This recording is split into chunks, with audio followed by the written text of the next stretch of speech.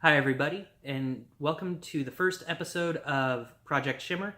This is going to be the first in a series of mini webisodes that are going to highlight this little social experiment that I'm doing. And I don't even know if these are really going to see the light of day, but I figured I may as well document it.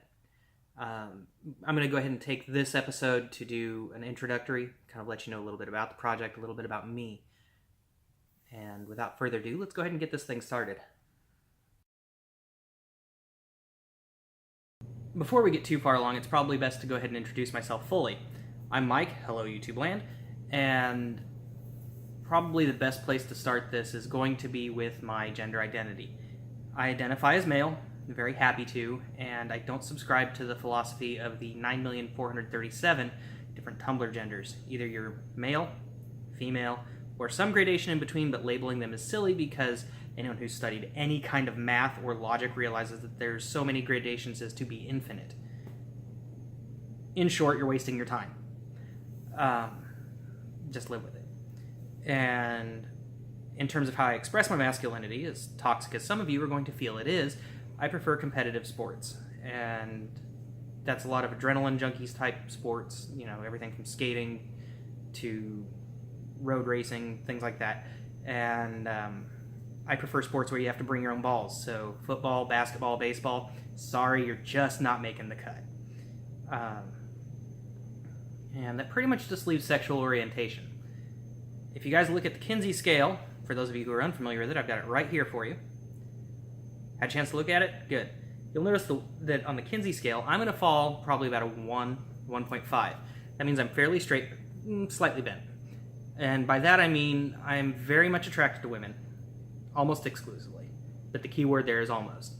A really well done trap or a male to female trans who's very passable will certainly catch my eye. I'm not making any apologies for that either. I'm very comfortable with it, and I'm not going to lose any sleep over what other people think about it. Now, once we get this project going, a lot of what's going to happen is you're going to hear me referred to as Ellie. That's because this particular project I am going to be trying to pass as a woman. Yes, me, who self-identifies very much as a male, is going to try to pass as a female. And so Ellie was my mom's idea. She always said she wanted a daughter. She joked around about it a lot. And so we decided to give the naming rights to her. And so there it is. Haven't really thought too much about Ellie. She'll develop as however she develops, and we'll see how that goes. So I hear you guys asking, what is Project Shimmer? Project Shimmer is something that was born out of the whole bathroom debate. I live in Midwest America, not going to say where, but there's a lot of legislation that was going around regarding trans people and their bathroom privileges. It sounds like a really high school argument, and both sides really made it seem like it was in high school. You had a lot of people trying to legislate what bathrooms people could and couldn't use, but then you had the trans community that also, by not trying to exist in the plane of reality the rest of us share, making things even worse. My whole position on it boils down to the passability test. And to that end, this project is going to make me put my money where my mouth is.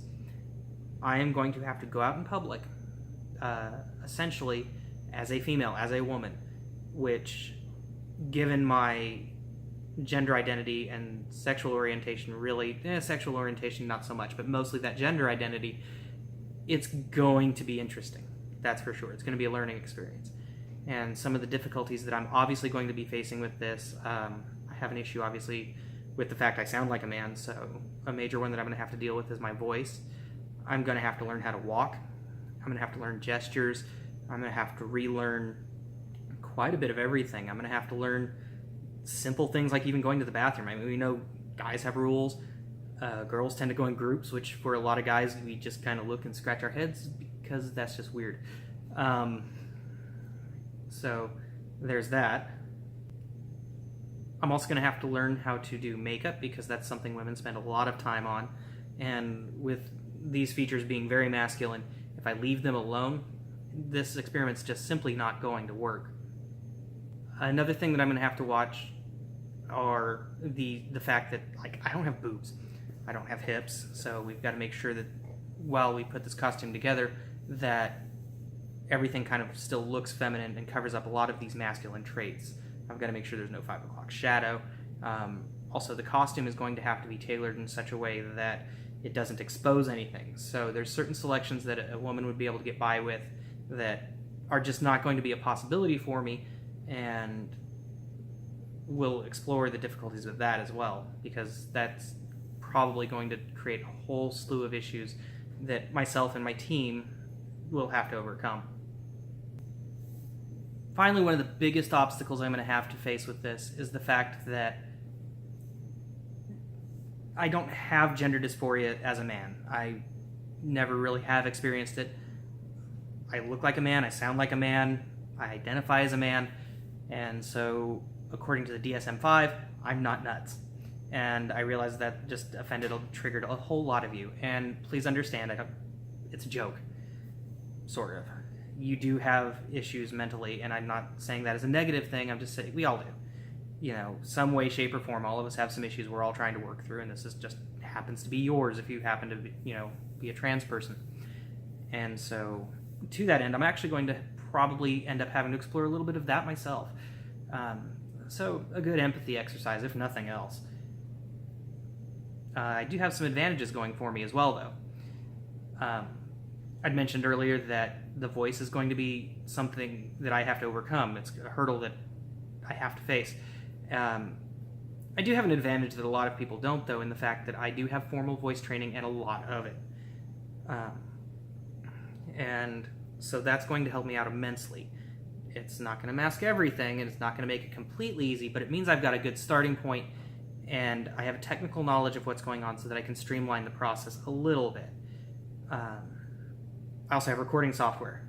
That means I can hear what everyone else is hearing, because if you've never heard yourself back in a recording, most people cannot stand the sound of their own voice because it sounds so different than what you're actually hearing in your head while you're speaking. So that helps. I also have a team. I kind of mentioned that before, and really by team, I mean group of friends. With this project, I had to be very selective with who I involved. They're people I trust, and I couldn't do it without them, I'm sure. And that's something that anybody who's wanting to transition, I would recommend making sure you've got that in place first before anything else. Another thing I've got going for me is I have time. I've been preparing this for almost a year, and we were very careful to select a venue for this experiment where I'm going to have a safety net.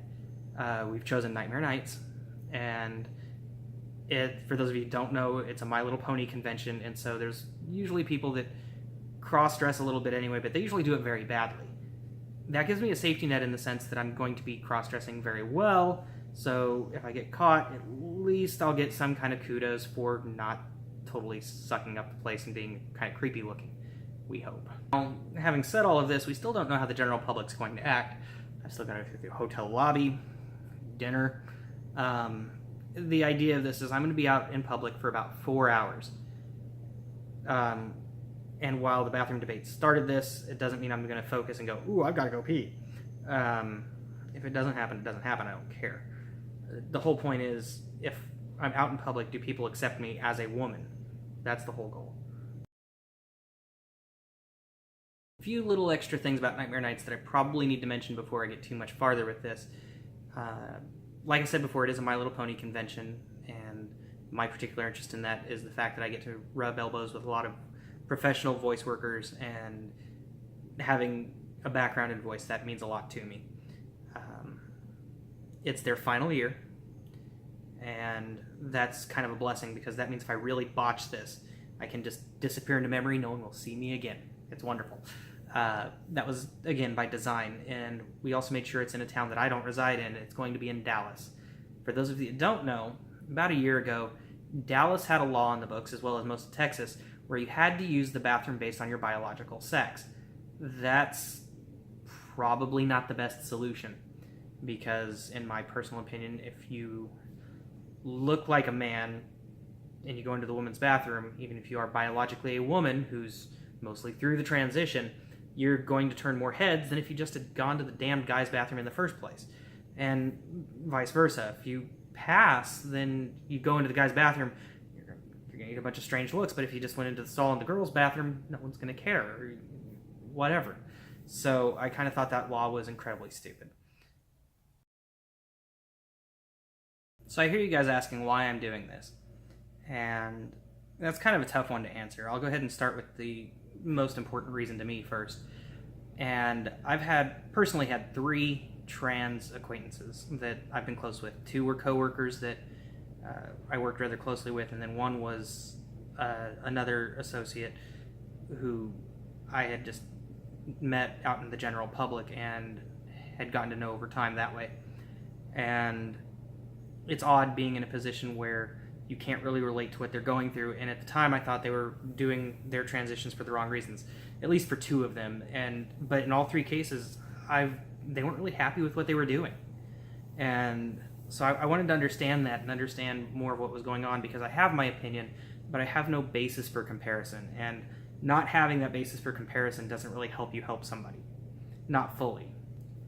Another thing that really got this ball rolling and the final nail in the coffin that just said do it was during the time of all the internet debating over the bathroom law. There were these comments back and forth, going back to, again, you don't know what it's like. You don't know what it's like. You don't know the work it takes to be passable. Because, again, my personal bias here is that if you just go where you pass for.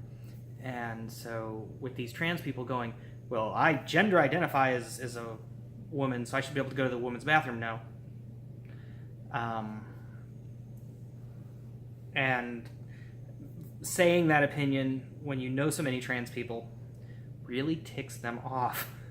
Because in their mind, you don't appreciate the work they're doing. You don't appreciate the mental distress they're going through. And so while I do have my personal bias in there, I also have to kind of check it at the door. And that's what inspired this, is that humility to go, hey, let me experience what you're going through as much as I can, so that I can understand if my passability standard is too much. I don't think it is. I think it's perfectly reasonable. But let's try it out. Let's see exactly what it takes to pass. The final little bit of inspiration behind all of this is the fact that I don't think that modern psychology is helping these trans people out at all. The DSM-5, I think, correctly had labeled the gender dysphoria as a mental illness, although there was a lot of pushback from the community to make sure that it's no longer listed as one, and I think that was a mistake. I think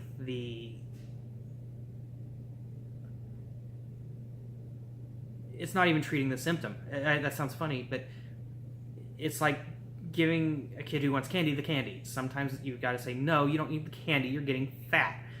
You need to eat your veggies instead. And I think that's kind of what this is. Now, that's not saying people shouldn't transition. That's not saying that at all.